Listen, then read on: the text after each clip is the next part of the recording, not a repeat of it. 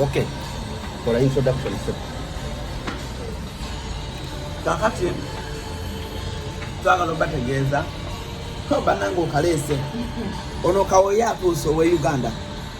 Yeah, and of course celebrity track kwetuli gwe mukutu gwe twatandikirako kitegeera gwe mukutu ogwatukola oba ogwatumekinga okujja mu Dubai n'okulya bino bye tulya n'okunywa bambi omutima mulungi nga si mubobe mu Calnet Global Services bano nga baleeta abaana e Dubai ne bakola emirimu be batugambye ne batugamba ala nikuzi ne divorce tuli bafere mujje Uganda mukole ki mwetu nensinge netukira ku African Restaurant Luwombo netuka ku African Restaurant Luwombo ewomwami Hassan restaurant Riyadh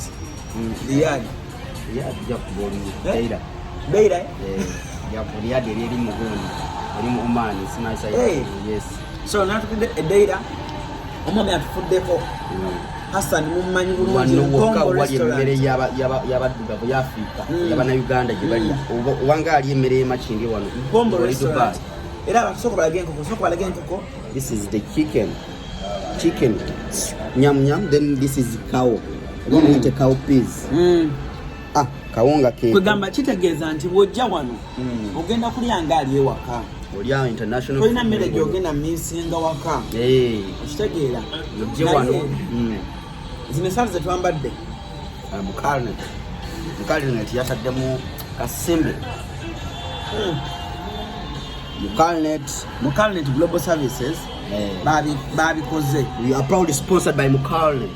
Muganda wange bwe yagejja kolera Dubai akola mirimu gya Dubai bweru wawonna Mukalnet Global Services ate ekirala sebatulaba nga tulanga kampani yonna etwala abantu ebweru tumala tuuka gyekolera era eno tuli ku butaka bano sigamba nti bali Kampala mbusimanyi biki nedda bano bali Dubai wano oyagala muli mu Dubai wano wesije mu Calnet boyita mu Calnet ojja kolera Dubai abana mwe bali wano restaurant ejjudde baddugavu banaffe wano naye nga tuli mu Dubai bayita Daira Daira yamaana mukulu engeri gyatubuzeemu siyo sinyangu naye ninga egy'okubamu akalevu awo mu nkokwe kale nange ndowooza ntandikire wano kansi tombeka na kawaatiro ogenda kunkwatira nange nga bwendi giteeka teeka wali mu nsolo mufonda wow tuli mu Calnet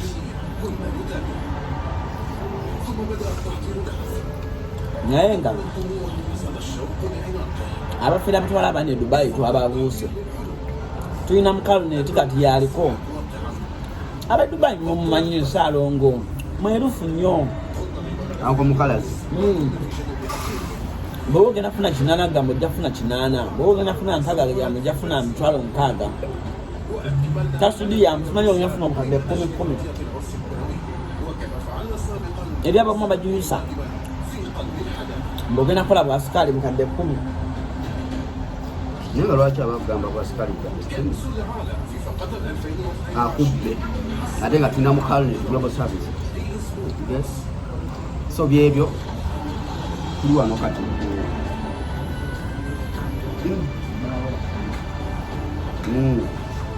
aga abaana tebatukoze anze musimu ng'agenda nti buli kimu ng'agenda nti lozaako gamba kyemba kozi mbongere ki bijja mu budde mbongere ki kijira mu budde era abali kuli bamanyi tuli wahajja jangu assalamu alaikum kale waalaikum salaam nenga ate omwana akajisa akatakalese wano banayi Dubai bwobeera wano bagita Mpombo restaurant bwobeera wano walayo obodwa tomanyira kumanya nti eri ebweru osobola okumala wano walayo kati ndege ki tuweereze ekinyeebwa muleete ebbali ekinyeebwa bakireete wuuyo hajati bannaye kyonootukola wano amugenda goma mugezi omu naagala kyennyanja kiramba kiramba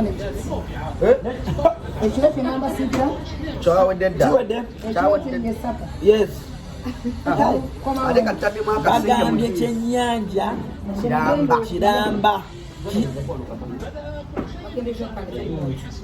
batugambye kyennyanja kiramba and guess what the juice has just landed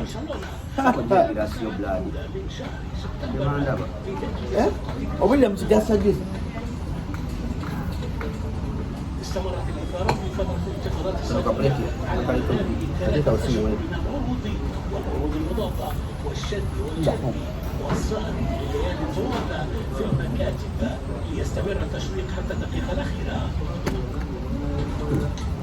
bel kokolanze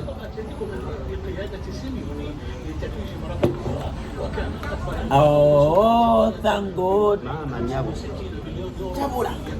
tabula oh thank God Mukalnet world over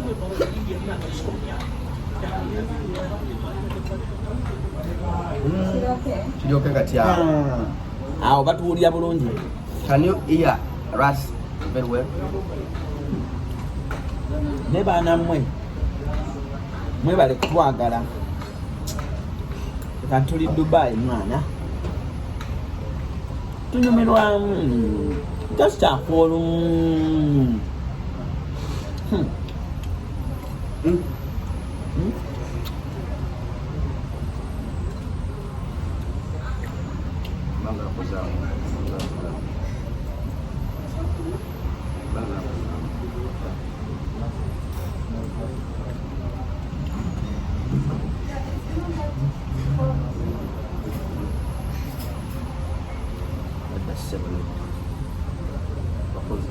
Pozi anti mbadde manyifa fefenna mbadde manyifa nge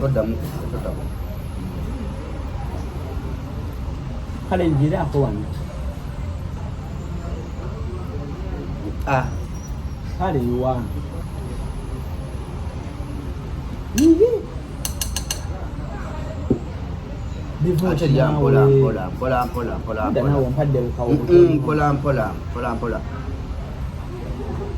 Pola. Tolya mugagga aguze. Tolya mugagga alese. Leta. Aha, kati yakawonze njebinye. Muri ko mwenna byombi. Ya mwagala juice n'ebiwani. Kale juice we nabona leo. Tukyabwegera bubwegezi. Soka naye mugire mutumale. Ate tujuizo kirekawo. Tunogikuba paka last. Kale mumalize. Gengalozo. Thank God. Gengalozo. Ate nebine myo bisembezewa. Ndivyo shokola kukinyebwa. Neba bisembezewa. Nze kusalirawo ku mmere. Hai twakava Uganda naye abantu bayinza olowooza batumaze eno bbanga zimu twagala nnyo emmere yeewa. We miss our local food by the way. Bana nga bali Uganda tumisinga amatooke. No, we miss our local food. Tuna chumvi sawani.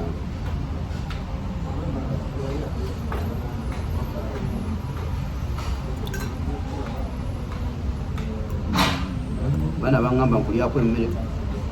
N'omuliro namungi. Bagamba nkulya ko emmere togejja. Omuliro mungi. Sawani yejjudde.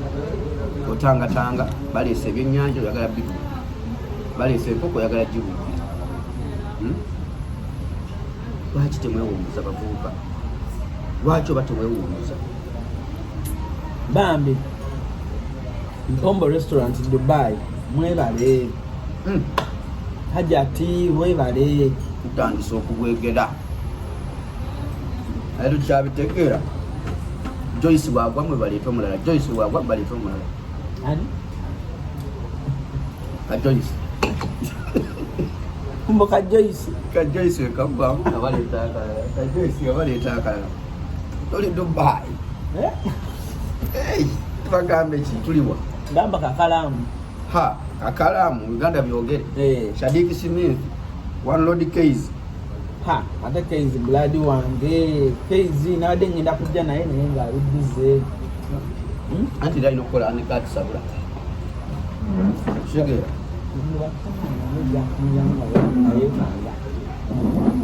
moi umuntu mwansanga ano ku restaurant eno buli antunuulira asooka kwekanga oba abalowooza siyenzi omuntu asooka nakunira emirundi ng'ena obayeye nayeyenze nayingidde mwendi one load case agamba atya musajja wakuwabukedde FM mbutukuziyani Simon munene w'ekibuga Simon munene w'ekibuga yo oli nani yali akola mugundi oku street yani kauchi ticha yakola YouTube channel musajja wa amaanyi ticha yado kana nisile baadhi baina views bibiri nagamba YouTube si yakutipirako manyo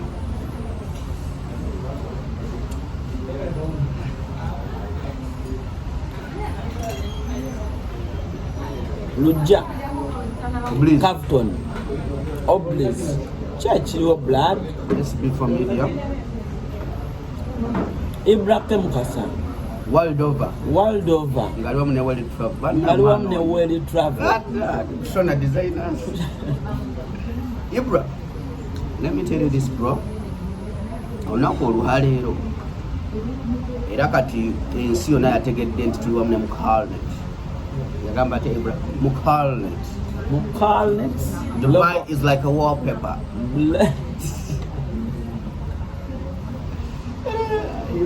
Ibra came Mukasa Dubai is like a wallpaper neri mmere tulekaawo mmere atolingiza musowani tona kulyako banange nolekawo mmereyo devotion olekawo mmere nja kukyapula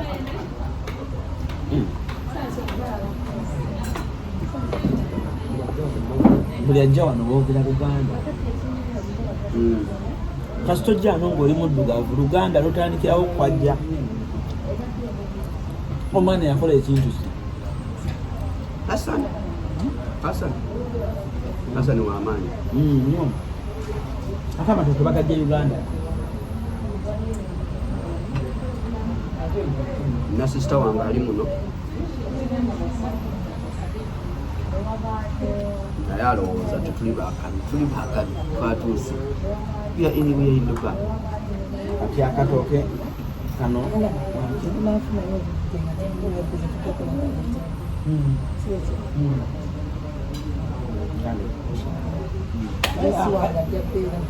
kalina okubaawo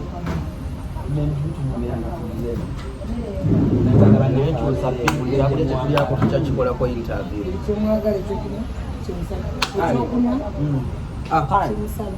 ngateeka tuyinza okuddayo Uganda nga totuddeeko oba olina otutuulako kale